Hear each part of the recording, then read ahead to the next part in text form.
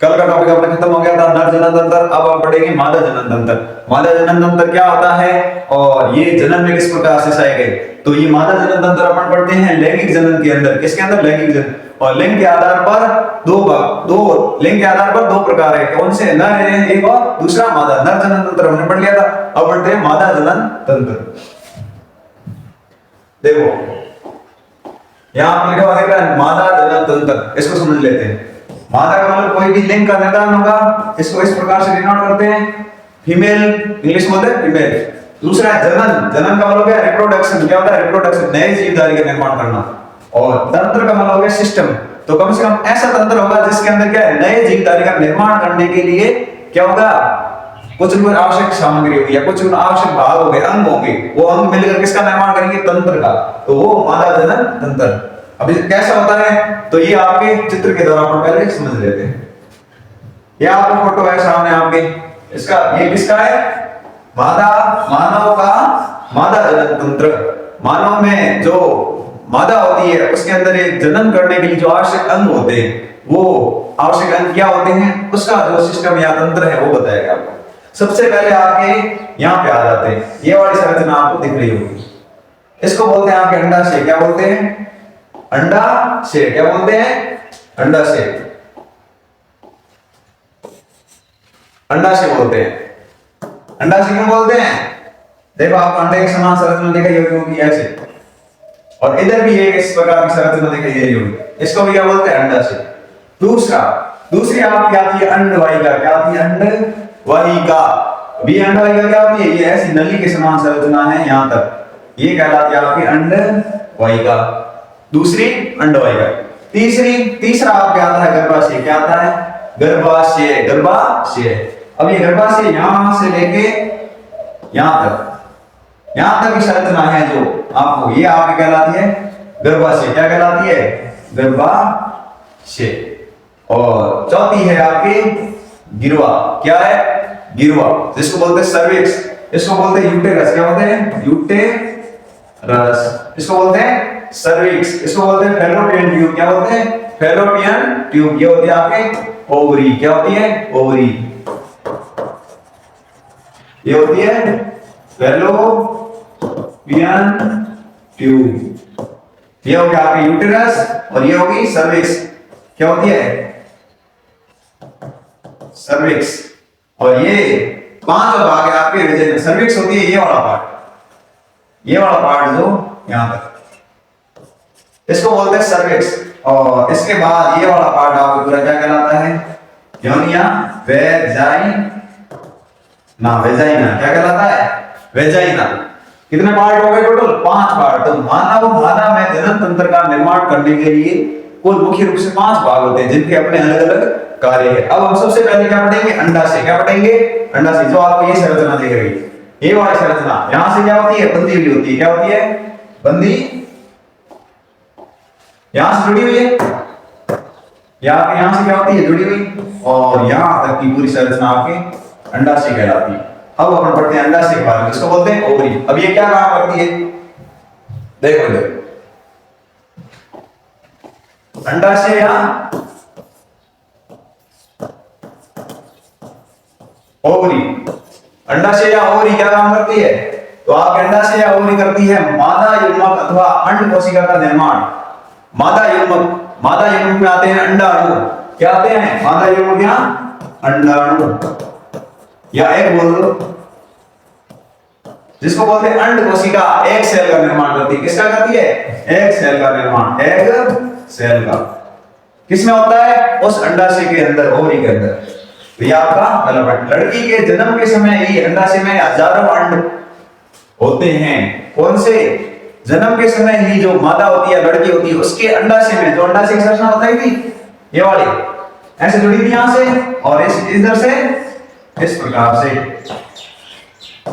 ऐसे जुड़ी हुई थी। तो इस अंडाशय के अंदर क्या होते हैं? हजार अंडाणु होते हैं। और कैसे होते हैं? अपरिपक्व।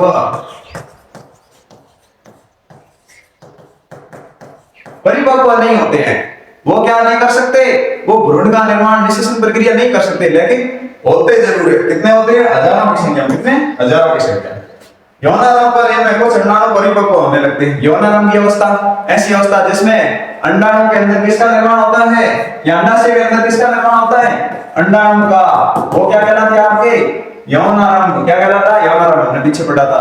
यौन की अवस्था जिसमें मादा के अंदर अंडाशय अंडाणु को का निर्माण करता है। तो यहाँ क्या होता है, अंडाणु का परिपक्व कहाँ होता है, अंडाणु के अंदर। यहाँ अंडाणु परिपक्व होता है, मैच्योर होता है, परिपक्व होता है। दोनों में से एक अंडाशय द्वारा हर महीने एक परिपक्व अंड उत्पन्न किया जाता है। अब देखो ये दोनों अंडाणु, दोनों अंडाशय, ये वाला अंडाशय और ये वाला अंडाशय हर महीने कितने, हर महीने दोनों ये इस अंडाशय से अंडाशय से कितना, एक अंडाणु का निर्माण होता है। कितना, एक अंडाणु इधर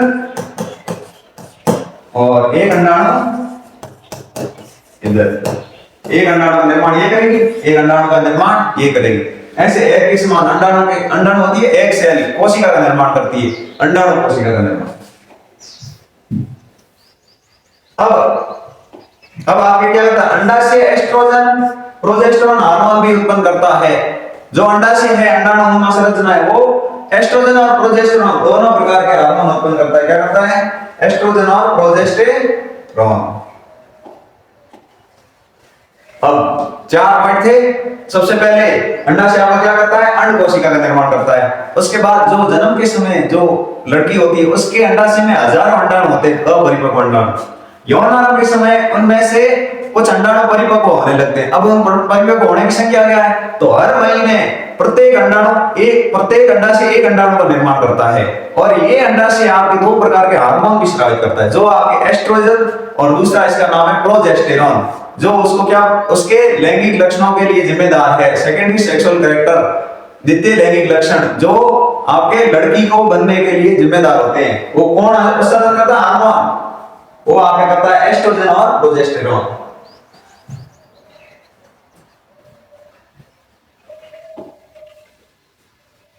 अब आ जाते हैं अंडवाहिका, फेलोपियन ट्यूब। इंग्लिश में इसको बोलते हैं फेलोपियन ट्यूब। ट्यूब का मतलब नली और अंड का मतलब अंडाणु को लेकर जाने वाली नली। क्या कहलाती है, अंडवाहिका। जैसे आपकी ये 2 नंबर पार्ट है फेलोपियन ट्यूब, जो ये अंडाणु था आपके यहां से जुड़ा हुआ, इससे शुरू होके यहां तक की नलिका, ये वाली नलिका कितनी क्या कहलाती है, अंडवाहिका। अंडाशय द्वारा उत्पन्न अंड कोशिका को गर्भाशय तक स्थानांतरित करना और अंडाणु कोशिका शुक्राणु का निषेचन यहाँ पे होता है। 2 महत्वपूर्ण पॉइंट। पहले ये कहां से कहां तक जुड़ी होती है, सबसे पहले ये आपको अंडाशय से कहां जोड़ती है, अंडाशय से गर्भाशय तक, अंडाशय से गर्भाशय तक। ये अंडाशय इसको इस गर्भाशय तक जोड़ने के लिए कौन है, नलिका, आपके अंडवाहिका। दूसरा, अंडाणु और शुक्राणु का निषेचन कहां होता है, अंडवाहिका के अंदर, यहां पे एम्फुला में, एम्फुला के अंदर यहां पे किसका निषेचन होता है, अंडाणु प्लस शुक्राणु। क्या होता है, संलयन। और ये संलयन क्या कहलाता है, आपके निषेचन। ठीक है। अब ये शुक्राणु यहाँ कहां से आया, बाद में पढ़ेंगे, आपको समझाएंगे। सबसे पहले अंडाणु अंडाशय से उत्पन्न हुआ, अब इसमें आ गया यहाँ पे अंडवाहिनी में, और शुक्राणु आपके गर्भाशय की भित्ति के द्वारा या वेजाइना के द्वारा गर्भाशय से होके यहाँ पहुंचता है। इसी प्रकार इसमें भी सेम प्रक्रिया होती है, जो आपके ये दे रखी है। ये वाली नली क्या है, आपके अंडवाहिनी है। तो कितनी अंडवाहिनी पाई जाती है, आपके 2 अंडवाहिनी, कितनी संख्या में 2 अंडवाहिनी पाई जाती है। और क्या काम करती है, आपके अंडाणु शुक्राणु का निषेचन का स्थान है, और अंडाणु को अंडाशय से गर्भाशय तक लेकर जाएगी, ये इसका काम है। और ये अंडवाहिनी कितनी संख्या में, 2, और अंडाशय की संख्या में कितने आते हैं, 2। अब आ जाते हैं आपके गर्भाशय, क्या नाम है, गर्भाशय।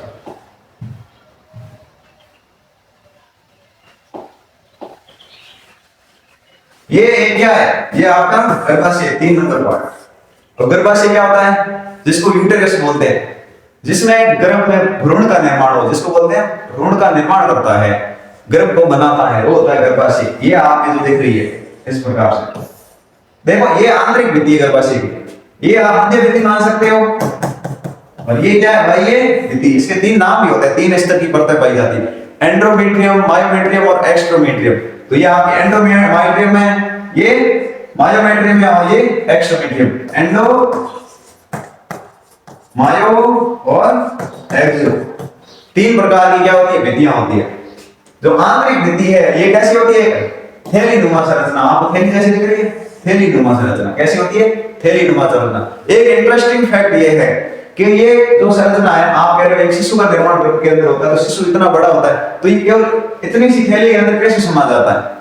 तो इसका जो एक्चुअल आकार होता है, जैसे मान लो इसका कितना था, इसका आकार था आपके, जैसे इसमें 1 लीटर पानी आ सकता था, कितना पहले 1 लीटर। तो इसकी ये क्षमता होती है इस पेशियों की कि ये 1 लीटर से 500 लीटर पानी तक एक्सपेंड कर सकता है। कितना, 500 गुना, 500 या 500 गुना क्या हो सकता है, फैल सकता है। इतनी इन पेशियों की क्या होती है, क्षमता होती है, गर्भ की पेशियों की क्षमता होती है।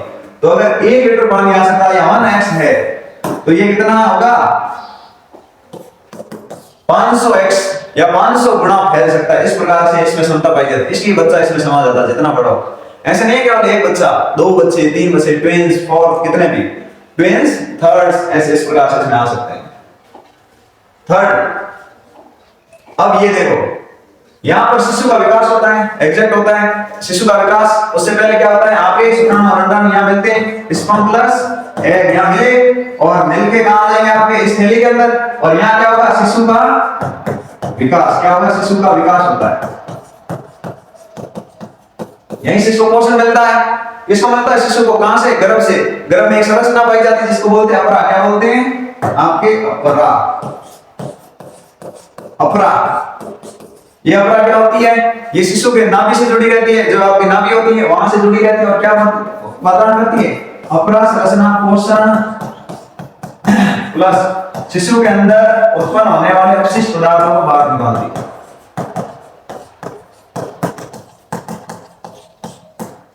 पोषण प्रदान करेगी, खाना प्रदान करेगी शिशु को, और खाने के बाद पोषण को CO2 और अपशिष्ट पदार्थ निकलेंगे, उन सबको क्या करेगी, बाहर करेगी, और करेगी अपरा, जिसको बोलते हैं प्लेसेंटा। क्या बोलते हैं, प्लेसेंटा। नाम तो आपने सुना ही होगा।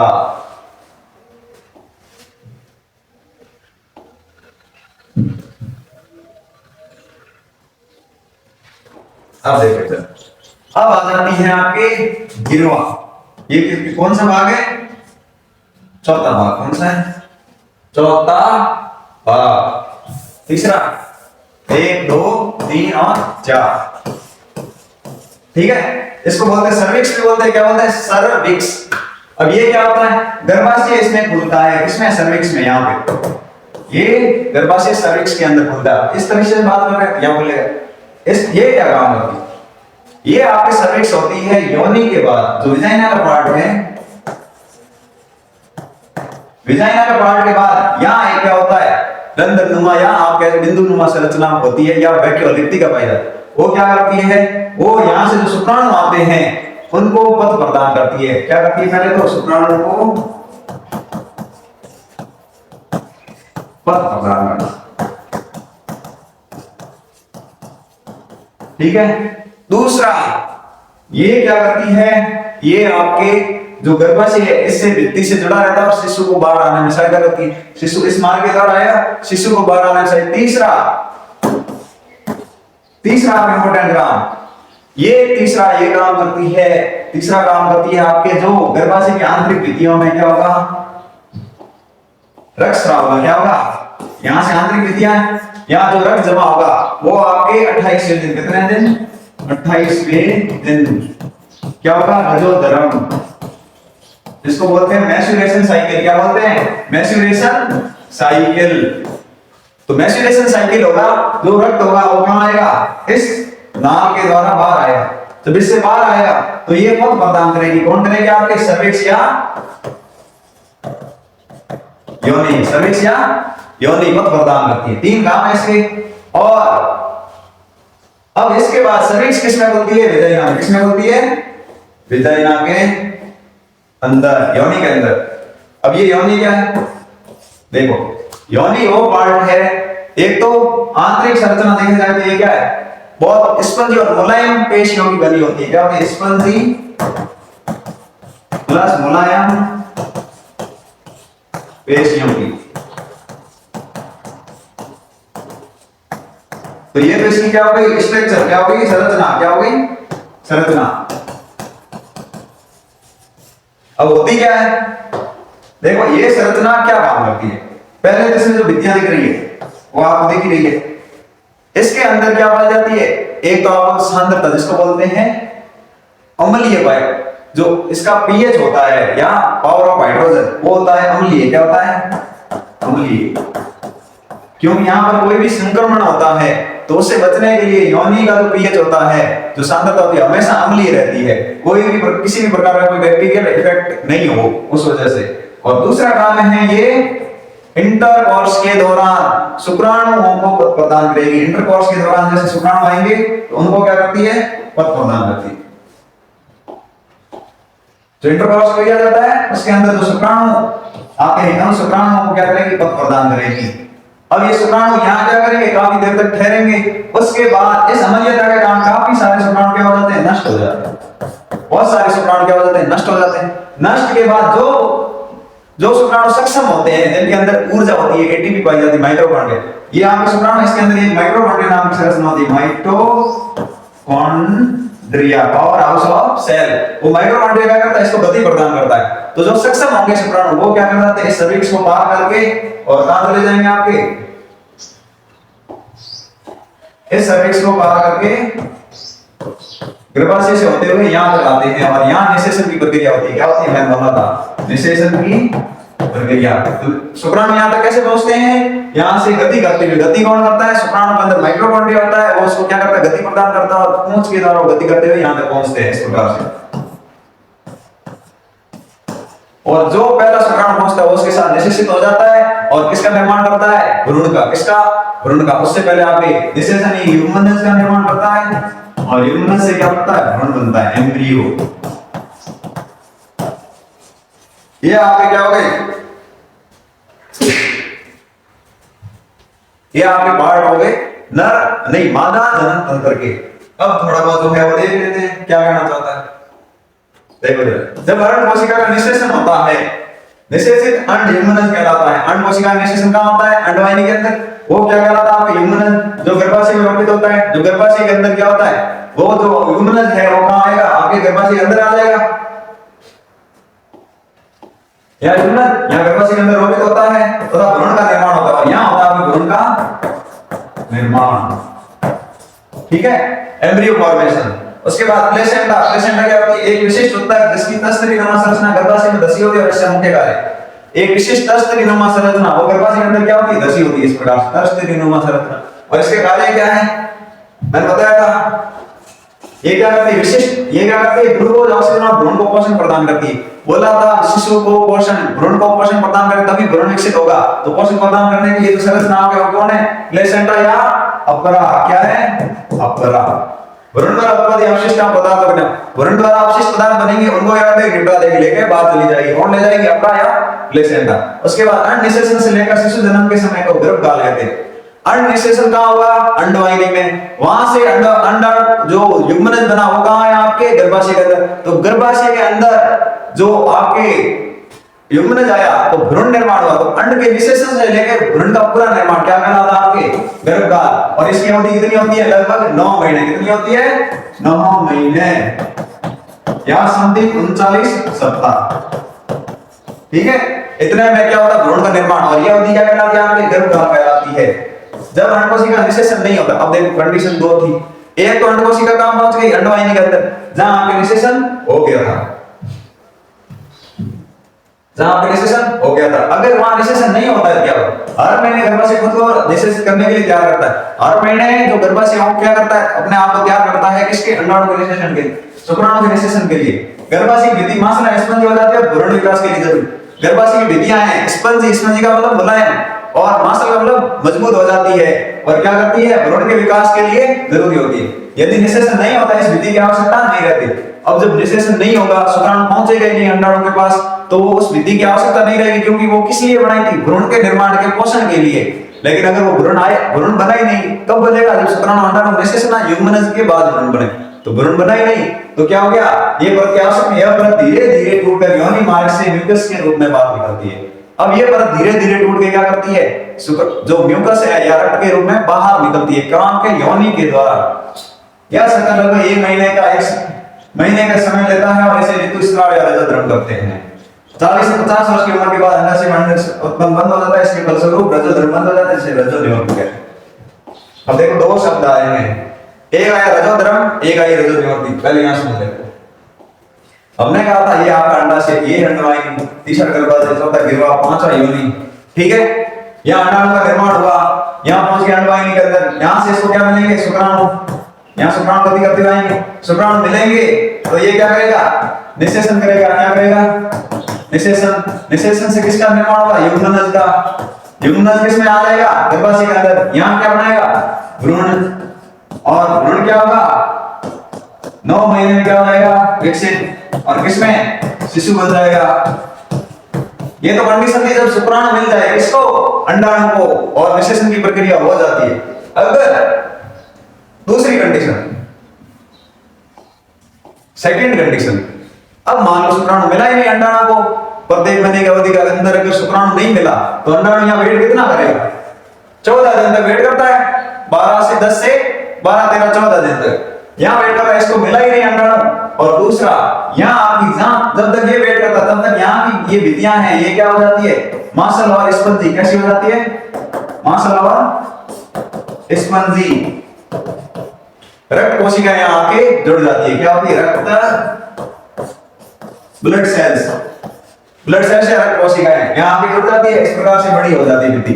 क्यों होती है? भ्रूण के विकास के लिए, भ्रूण का विकास के लिए जरूरी है इस प्रकार की कोशिकाएं का होना। तो भ्रूण के विकास के लिए इस प्रकार की कोशिकाएं। अब आपने क्या किया?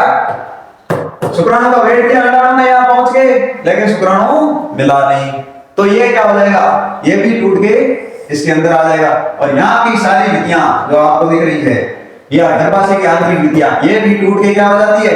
इस गिरवा मार्ग के द्वारा। किसके द्वारा?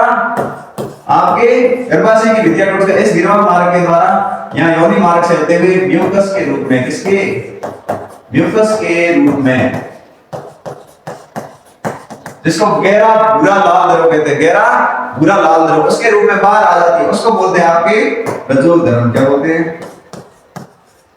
रजोधर्म या मेंस्ट्रुएशन साइकिल, ठीक है। और ये अवधि कब होती? यौनारंभ से शुरू के 12 वर्ष की उम्र से शुरू होके आपके 45 से 50 वर्ष की अवधि तक इस प्रकार की प्रक्रिया होती रहती है। कौन सी? रजोधर्म की प्रक्रिया। और कितनी? हर महीने। कहां होती? कब होती है? हर महीने। अवधि 12 से 50 वर्ष तक। अब इस प्रक्रिया में जब ये 50 वर्ष का हो गया, 50 वर्ष के बाद ये रजोधर्म या गर्भाशय की भित्तियां तैयार होना बंद हो जाती है। किसके लिए? अंडाणु के लिए। इसका मतलब अंडाणु क्या हो गए? समाप्त हो गए, उतनी बॉडी की क्षमता नहीं रही, अंडाणु के निर्माण की क्षमता नहीं रही अंडाशय में। तो ये भी गर्भाशय की भित्तियां क्या होती है? ये जो आपके मांसल और स्पंजी और रक्त सेल को इकट्ठा करना बंद कर देती है। अब इन रक्त और मांसल स्पंजी सेल को इकट्ठा करना बंद करेगी तो क्या होगा? तो आपके रजोधर्म होता है जो हर महीने, वो क्या हो जाएगा? बंद हो जाएगा। कब होगा? 45 से 50 वर्ष की उम्र, 45 से 50 वर्ष की उम्र में। तो उसको क्या बोलते हैं? रजो निवर्ती बोलते हैं। रजो निवर्ती। रजो धर्म से निपट गए, इसका मतलब रजो निवर्ती। रजो धर्म का मतलब हो गया, रजो धर्म का मतलब हो गया मेंस्ट्रुएशन साइकिल का शुरू होना और प्रतिमा आना। इसके अलावा एक और नाम आता है जिसको बोलते हैं रजो दर्शन। ठीक है, ये क्या होता है? रजो दर्शन होता है कि जब यौनारंभ की अवस्था शुरू होती है तो फर्स्ट टाइम गर्भाशय की जो ये भित्तियां हैं, गर्भाशय की ये भित्तियां हैं, इन भित्तियों का टूट के बाहर आना फर्स्ट टाइम। और क्या देखना आपको? म्यूकस का योनि मार्ग के द्वारा, यहाँ के द्वारा प्रथम बार निकलना आपके रजो दर्शन कहलाता है। क्या कहलाता है? रजो दर्शन। और ये अवधि कौन सी होती है? 12-13 वर्ष की उम्र में। किसमें? मादा के अंदर। किसके अंदर?